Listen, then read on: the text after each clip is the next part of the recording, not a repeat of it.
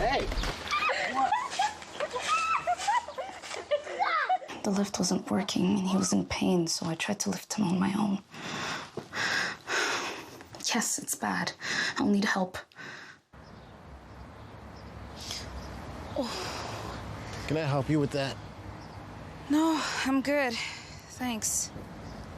Workplace injuries hurt the most at home. It isn't the heavy trays that make the job difficult, or the fast pace you need to keep up. It's not working another double because someone called in sick. What makes the job tough is the moment you realize a customer has had enough, and you have to make that decision not to overserve. Refusing service isn't personal, it's the law. We know it's not easy, but we're counting on you to keep us all safe. Thank you, servers, for doing the tough job.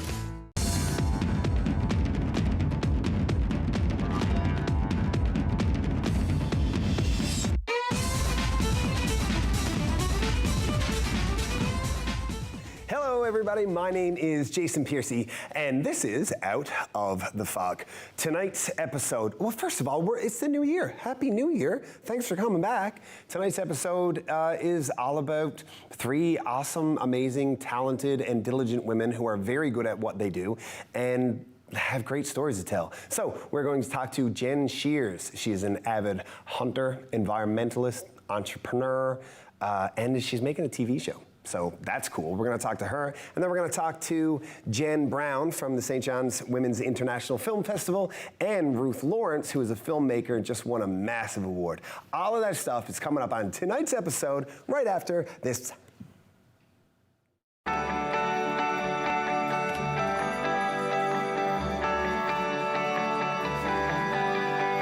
This is Rogers TV. Hey everyone, it is Jason Piercey, host of Out of the Fog on Tuesday nights at 7:30. You're definitely going to want to watch because you never know what I'm going to get into. It's all about community. It's all about you. So watch Tuesday, 7:30.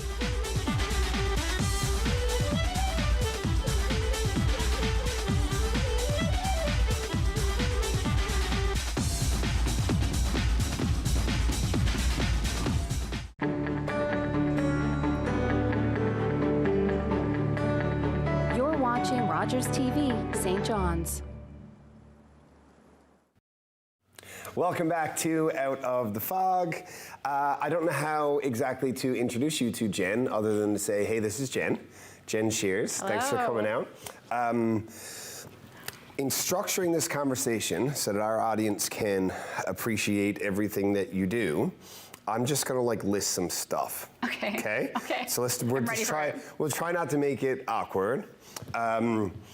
I'll say entrepreneur, but even that is multifaceted. So you have the natural boutique, which is where someone would purchase the type of footwear you have on now. That's right. A lot of sealskin, all their animal product, clothing, fashion stuff.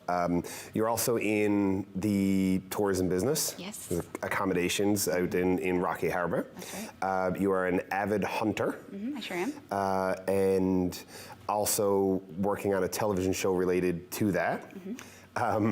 You're an activist when it comes to the appreciation of animals in relation to hunting, and how there's sort of a lot of myths that can be dispelled about that. You don't have to hate fish to catch a cod. Absolutely not. Right? And I mean, as far as I can tell, the only thing that you're not good at is picking a hockey team. Habs all the way, right? Okay, we're gonna have to start editing. Anyway, so these are all things that you do. Yes. And I'm gonna try and wrap this conversation into a cohesive thing so that everybody can understand where it all comes from, but it really comes from loving the outdoors and loving animals. It sure does. Yeah, Right? like my entire upbringing was based around the outdoors, based around living off the land in a sustainable way, whether that be clothing, food, just health, fitness, family, all of those things. It's in my blood. It's how I was raised. If I didn't eat things like bear and moose and rabbit, I didn't eat. Exactly. So that's where it really all came from, my upbringing. Yeah. Okay. So let's start with your business. So what's the Natural Boutique? So Natural Boutique is a business where we sell primarily fur-based products.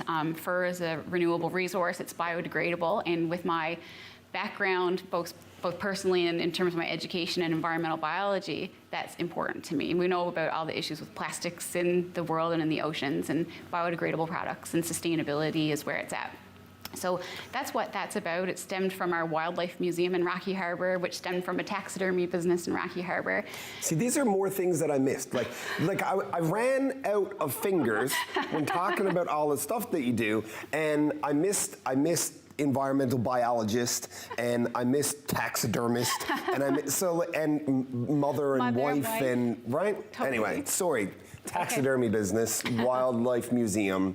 Continue. Yeah, so all of those things are related to, like I said, my upbringing, to how we eat, how we clothe ourselves, how we live. And like you said, being in that industry is the total epitome of caring for and loving animals and wildlife and animal welfare and all of that. When you think about it, people that rely on wildlife and the environment for their food, their clothing, for their well-being, for their spirit, for everything, nobody has more at stake for the health of wildlife populations than we do. Absolutely. So it's fundamental and critical to us in terms of conservation and everything that we abide by how things should be. I grew up on moose and fish.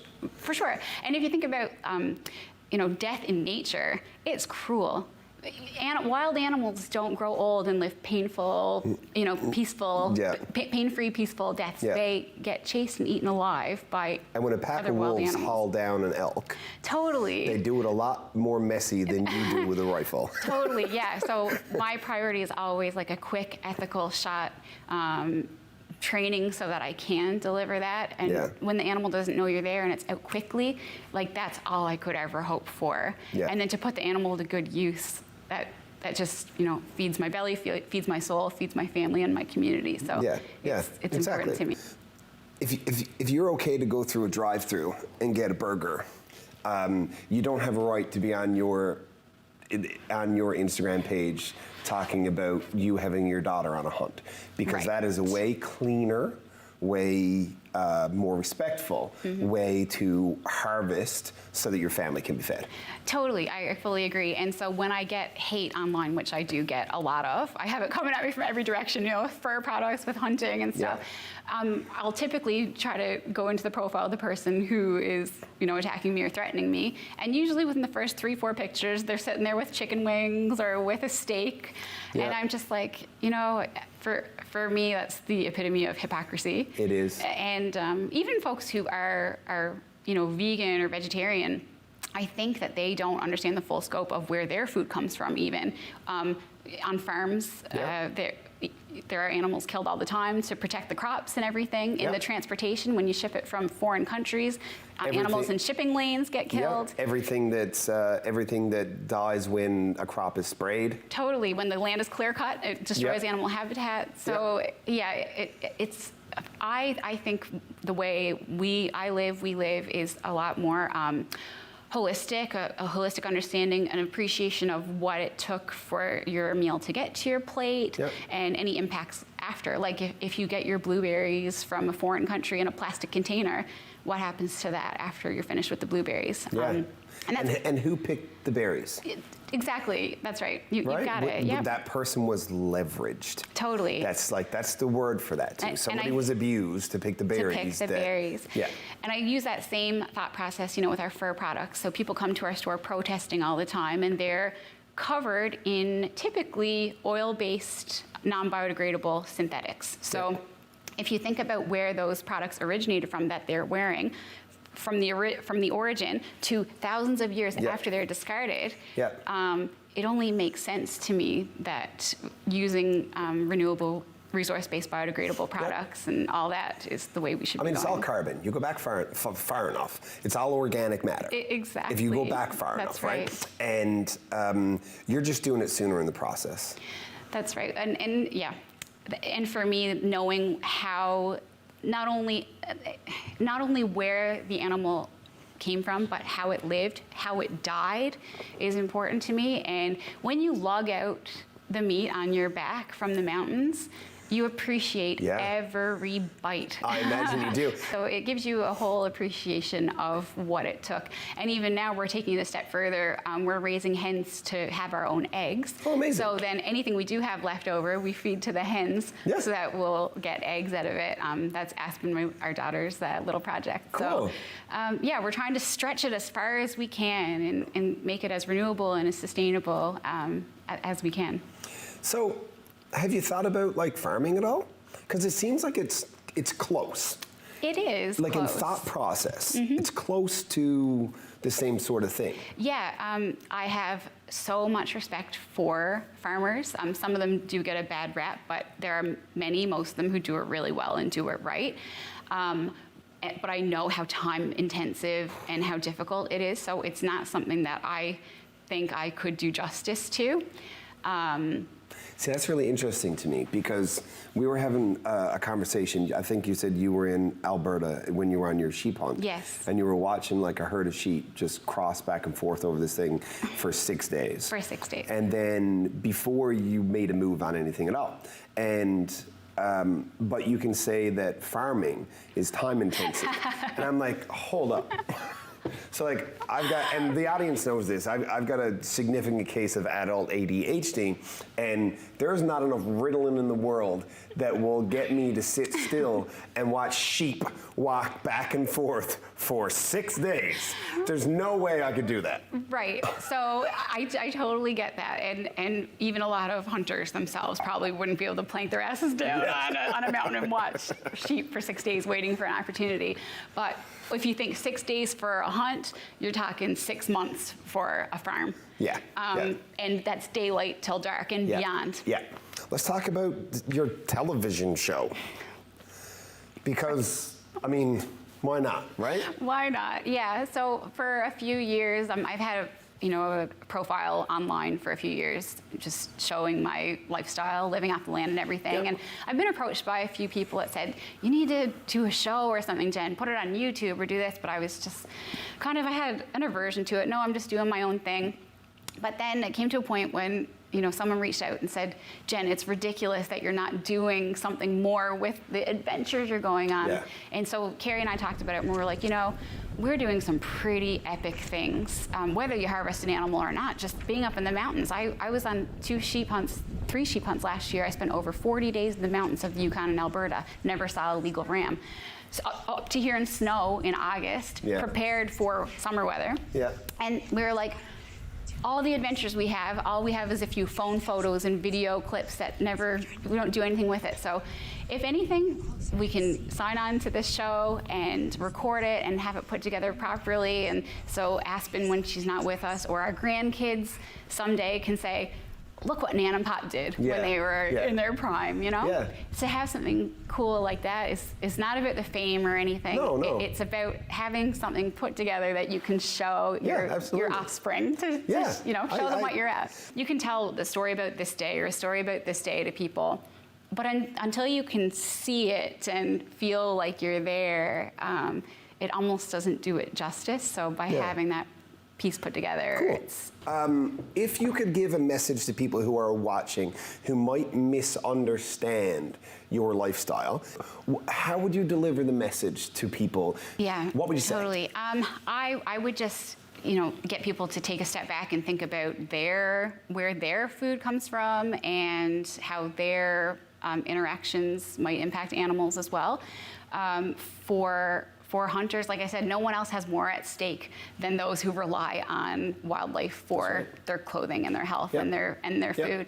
So it's the exact opposite of not caring about animals. It's about feeling like you're one with them, feeling you're part of the circle of life, and doing it in the quickest, most ethical way possible, because the last thing you want is to have an animal suffer. And I know when I go out into the field and I work my butt off, literally, and I harvest an animal, I know exactly where it lived, how it died, and all the steps involved to get it to my house. And how healthy it is for your family. Oh, it's so healthy. Yeah, it's not pumped full of steroids or hormones or chemicals. Yeah, like wild game is the most nutrient dense food that there is. Oh, it sure is. It very, very much is. Jen, thank you so much for coming and have a conversation, both for the value of it for everybody, and also the openness and the authenticity about who you are as a human being, and that you're willing to share that. I really appreciate it. Thank you very much. I appreciate that about you too. We will be right back after this. All right, girls.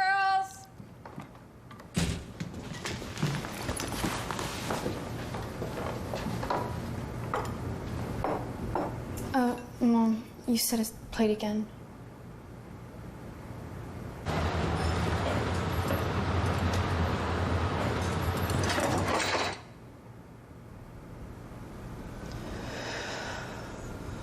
Workplace injuries hurt the most at home. I joined because I wanted to help others. To be a part of something bigger. To show my kids what's important. I joined to make my community stronger. To make a difference in someone's life. To acknowledge that our freedoms come at a cost. I joined to honor my mom. My grandpa. My neighbor. Everyone who served. Who are serving still. I joined. I joined. I joined the Legion. Welcome back to Out of the Fog. I'm going to cut straight to the chase. Let me introduce you to a couple of deadly people. Jenn Brown from St. John's International Women's Film Festival, Ruth Lawrence, a notable local filmmaker, director, and you guys have obviously collaborated before, so you've met before. Let's start with congratulations, because Ruth, you won a pretty notable award recently. So maybe tell us a little bit about that award, and then we'll tell the story of how it happened. Yeah, so thank you very much, first of all, and thanks for having us both here. So Little Orphans, which is my first feature film, that was written by Emily Bridger and produced by Jenny Hawley, just won the Borsos Award for Best Canadian Feature Film at the Whistler Film Festival. It's one of the only, there's only a few awards for emerging, well actually it's not even for emerging, it's for Best Canadian Feature Films. There's only a few of them and we won one with our first try, so. This is a big deal. It is a big deal. It's probably not as huge as an Oscar, but as far as Canadian cinema goes, it's certainly one of, it really is one of the very few that are available. And for us, we were thrilled because it's the first time that a film east of Quebec has ever won. Oh, amazing. So that was pretty awesome. And I don't think there's a lot of first-time films that have won this award. There's some pretty impressive people on that list, Sophie Daraspe and Bruce McDonald and Larissa Kondracki. There's like, you know, when you look at the past winners, it really did put us in some company that I never thought we'd be in on our first time out. So yeah, it's significant, and we're still, the three of us kind of still wake up going, did that happen? Because it really is a little bit of a dream, and particularly in a pandemic year when you don't get to go to festivals, it's all out there online. So that's cool. Yeah. So what's the actual category that you won? Is it because I don't really know enough about the structure of the festival? So it's the top award at the Borsos competition. So it's Best Canadian Feature Film. They accepted, I think there was 30 feature films in the festival, but only 12 or 14 in the competition. Cool. And we really did. We went in with no expectations of winning anything in this festival season at all. Yeah. It was actually really hard to get into film festivals because most festivals. I was just going to ask that. Yeah. So it wasn't even easy to be one of those. No, because festivals, mostly because they went online, and Jen can speak to this a bit more than me, because they went online, a lot of festivals downsized, which totally makes sense. So even getting there was a challenge and something to be proud of. So let's talk about the sort of, we know the end of the story here now. This is like, we're gonna tell a joke, but you get the punchline first. Totally. Nothing is funny until I give you the setup. Exactly. So give me the setup. So the St. John's International Women's Film Festival became an intake partner for Telefilm Canada for their Talent to Watch program. So what does that mean? So we get to pick a film, so filmmakers get to pitch projects to us, and we get to select one and submit them, nominate them essentially to Telefilm for this funding opportunity. And Telefilm grants funding so that whoever you submit, provided it's awarded, has some funding at least to create their project? Sort of. Yeah. Help us get to the next level. So we had to be nominated first by, or sponsored by the Women's Film Festival. Then we had to enter the bigger pool. And we did get chosen, which was awesome. And so the festival's been there from far before this, because both Emily and I actually have won the RBC Michelle Jackson Emerging Filmmaker Award too. Listen, the audience is going to get confused about how awesome you guys are, and we're not going to be able to keep track of all of the amazing things that you... Oh, it's very hard for me to keep track of all of the amazing things that Ruth Lawrence does. So I'm feeling let's continue down the story. So you guys select this pitch. Yes, and we were very excited about that as well, because, you know, as Ruth said, 2 alumni of an Emerging Filmmaker Award that we've been doing for the past 10 years with incredible track records of really launching careers, and, you know, a local project and the script and I mean, everything about it was amazing. And so we nominated them as a sponsor. They successfully got it. And, you know, from my perspective as a film festival, we then very eagerly received their final project. Of course. And we're so thrilled to select it, you know, hands down as the opening night feature of our festival last October. So that was in October, and then for us to learn that very quickly after that, they got picked up for one of the most prestigious awards in the Canadian industry right now. It was huge. You said that was in Whistler, right? Yes. Okay, so was it, just so the audience understands, is your screening of that project on opening night somewhat a bit of a catalyst to the people in Whistler being able to notice it? Is that sort of what happens, or do you keep submitting? I think it doesn't hurt. Certainly because we were micro budget too, that's the other thing to remember, Jason. We had very little money because that program was micro budget. So we were at like about $300,000. So not a lot of money when it comes to making films in Canada or anywhere. But we selected just like 5 or 6 in Canada to apply to. We got into most, not everywhere. And so I would say that getting a gala presentation at FAN, being the opening night feature at the Women's Film Festival, all helped sort of highlight that someone thought this film was special. So I think it all, during the festival season, really kind of plays like almost like a deck of cards. It like bit by bit, people start seeing the momentum that a film has. So it did not hurt at all. So I guess in some ways the evolution of this story kind of is that, like, we're not in a big place, really, but there's a ton of talent here. And our film and television industry is currently sort of growing very rapidly, like we are. And I think a lot of that has to do with the strength of our province during a global health pandemic also, because we're an attractive place for people to go to do things, right? But I'm trying to tie my multiple thoughts together that happen here when you have ADHD sometimes. So, Ruth, you're not new to this industry. You've been successful in here for a long time. Is this like a new benchmark for you in your career? Yeah. That this is like now I do the next thing, or? It is. So I, as you know and referred to, I've been an actor for over 30 years, but I didn't start filmmaking until, like, I started looking into it around like 97, between 97 and 2000. It took me a long time. I wanted to learn bit by bit, so I made a lot of short films. Most of them played at the festival. And then, like, it took a long time for my confidence to grow, I'll say, you know, and then. And now you got it, right? And now, yes, this is a real confidence booster. There's no doubt about that. So now we'll see more it took 20 years. More I hope feature-length so. films? That's I the hope plan? so. There's a plan for at least one more in the next 2 years. So. Well, whenever that happens, we're going to have another conversation about it. Yeah. Now, I want to talk about something else, because St. John's International Women's Film Festival, the idea there is that you want to give opportunity for women in film to be able to get their story out, kind of, right? And you mentioned the funding thing. Can we talk a little bit about that? Because I mean, I'm here on Rogers. I know, like, all of the stuff that happens, and I do a bunch of Facebook stuff for my real estate business. I produce a lot of video content. I know it's not easy and it's not cheap. So the funding is so valuable. It provides access? Well, that's a big thing with the Talent to Watch program. It is set up to create your first feature film, because, you know, getting your foot in through the door, film is very, very expensive, and those opportunities are very difficult. And I mean, I'm Ruth can certainly talk to how difficult it is to get in there, and also to make a feature film. The saying is to make a feature is a miracle, you know, like, and it truly is. And well, statistically speaking, just the likelihood to be the one that they said, yeah, cool, your story's cool. Yeah. Exactly. And the thing is, too, like when you start talking about that, like I feel really fortunate right now. It took me a really long time to get where I am. You know, I'm not a young filmmaker by any means, but I'm a first-time film director.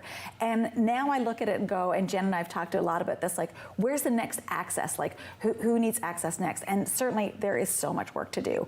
Like for BIPOC women, like there's tons. Like there are still doors that we're, you know, slowly creaking open, and the statistics on those filmmakers getting opportunities are still really low.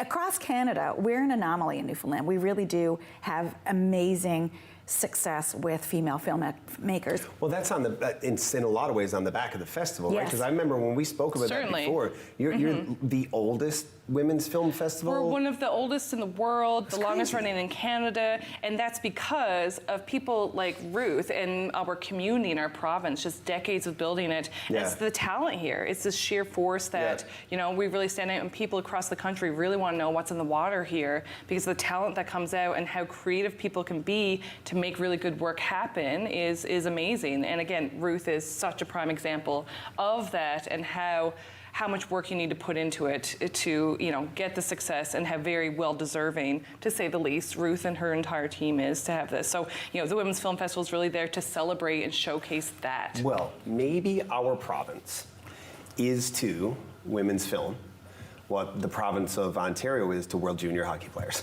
So maybe let's hope, that'd be amazing. Right, sort of be like as a percentage of what comes out. Yeah. I mean, we've the culture, the tradition, the history, the roots. Yeah. There's a lot of creativity here. I want to thank you both for coming out. Pleasure to speak to you always. Ruth, congratulations. And also Jen, congratulations. Like, because I mean, she never would have done it if you weren't like, no. That is actually so true. No, somebody else would have saw it and been like, this story needs to be told. Thank you both very much. Thank you. And ladies and gentlemen, we'll be right back after this break. Call the Rogers TV viewer response line, email us, or connect with us on social media.